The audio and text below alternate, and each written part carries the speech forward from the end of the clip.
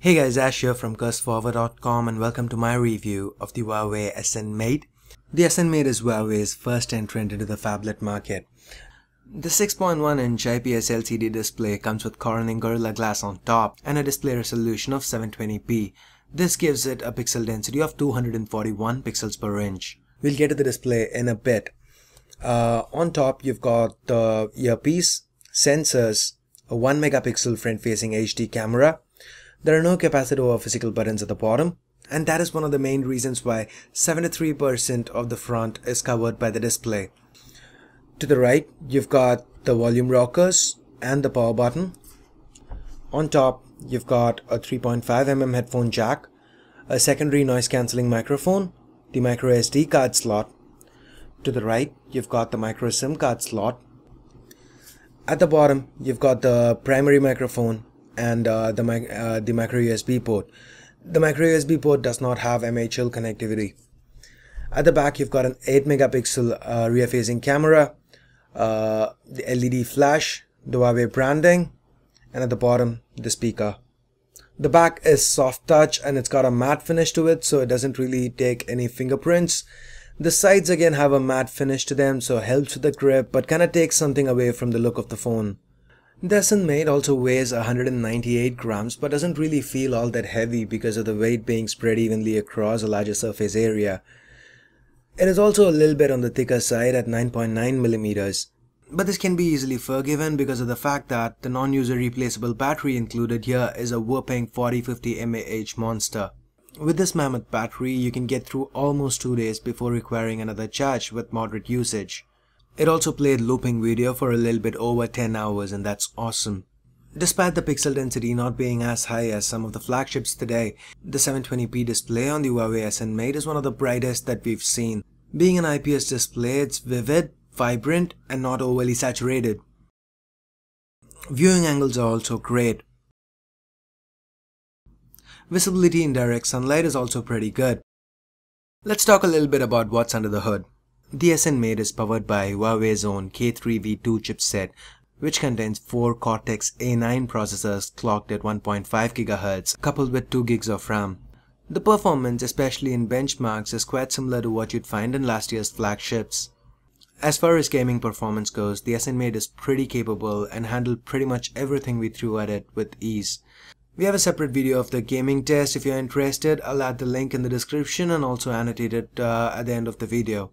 Initially, there were a few gaming-related performance issues that were reported by different reviewers, but these were more related to optimization rather than the hardware itself, and the recent updates seem to have fixed it. The reason I'm featuring Real Racing 3 on this video is because it was one of those games which was borderline unplayable before the firmware update, and now it runs smooth as butter, as you guys can see. Let's now talk a little bit about the software. The Huawei SN Mate runs Android 4.1.2 with its own custom UI, the Emotion UI 1.5 on top. The Emotion UI is a single level UI, as in there is no app drawer over here. All the apps directly get installed to the home screen. You can, however, create folders to sort apps. You can also pinch to see a preview of all the home screens available. You can set the default home screen from here, and you can add a maximum of 9 different home screens. The on-screen keys over here are also collapsible. Just tap it over here and you can hide it, and you can just swipe from below to bring it up. You can do this from any app.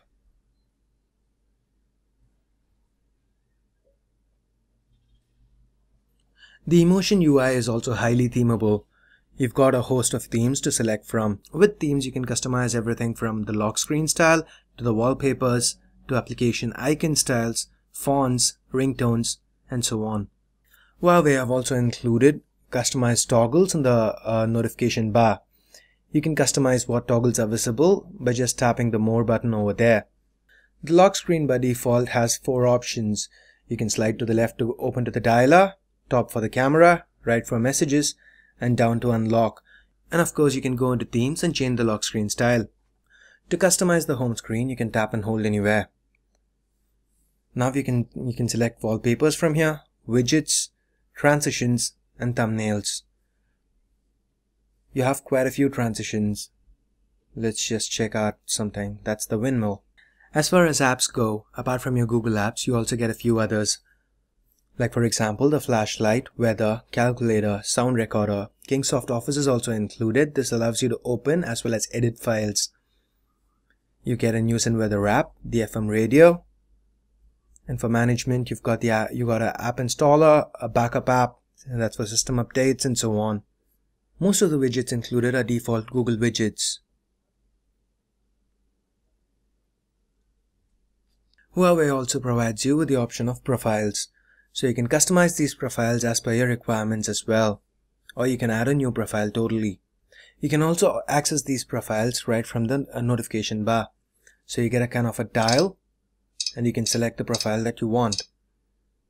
The settings menu has also been skinned. You get a general settings of what Huawei considers to be the most commonly used settings, and then you also get a all settings option. The gloves mode, as the name indicates, lets you use the SN Mate with gloves on. The suspend button, let's check that out. You can leave it at any edge of the screen, tap it, and you get a few shortcuts over here.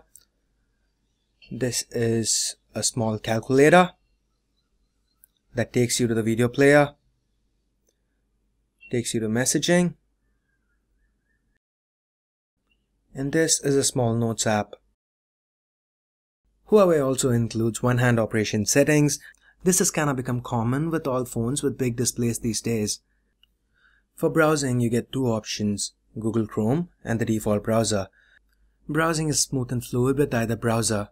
Pinch to zoom works fine as well. The music player is pretty standard. You get your regular options of sorting your library via favorites, playlists, artists, genres, albums, folders, or all songs. One thing worth noting here is that the cover art that's displayed over here always seems to be of a lower resolution. Though once you open it up, the resolution is fine. The audio quality is also very good. The audio output is loud and clear. You also have Dolby enhancement options. The video player is also pretty decent. It automatically detects subtitles, and you can control brightness by swiping on the left side, and you can control the audio by swiping on the right. Touch once and you get the on-screen controls, and now you can just slide right to forward, or to go back, slide left. Similar to the pop-up player on Samsung devices, just tap this and you get a pop-up player.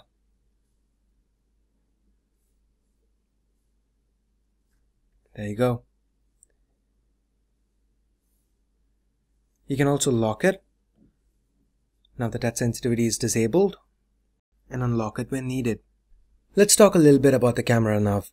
So tap this and you get a few options over here. So that's single, panorama, group, HDR, low light, beauty, smile, and burst mode options. And you get a few filters as well.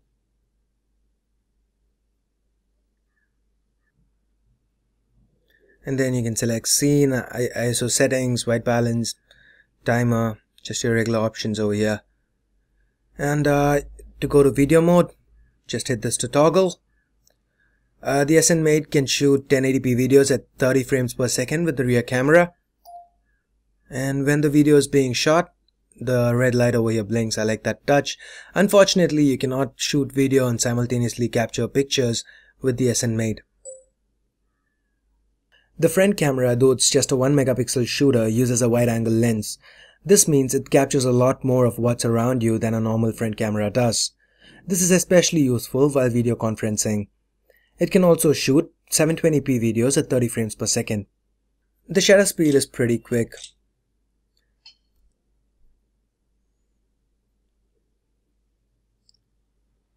And like I said earlier, you also get the burst mode.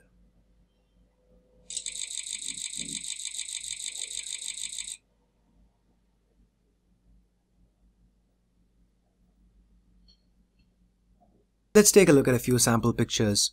In brightly lit settings, the SN Mate's rear camera performs well. While the quality is decent and the color reproduction natural, you can see that the image is a little soft around the edges. Low light images are subpar though, with a lot of noise creeping in. This is a 1080p video sample that I shot earlier.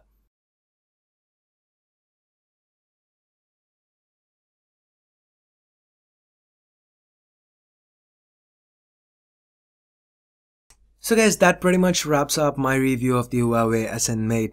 The SN Mate seems to be a solid all-round device, and if big screens are something that you like, you should definitely give it a thought.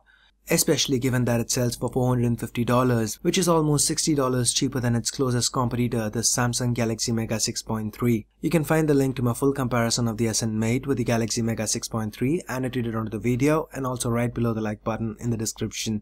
So if you guys do want to pick up the SN Mate, you can do that from Amazon.com, and the direct links to that are also included in the description below.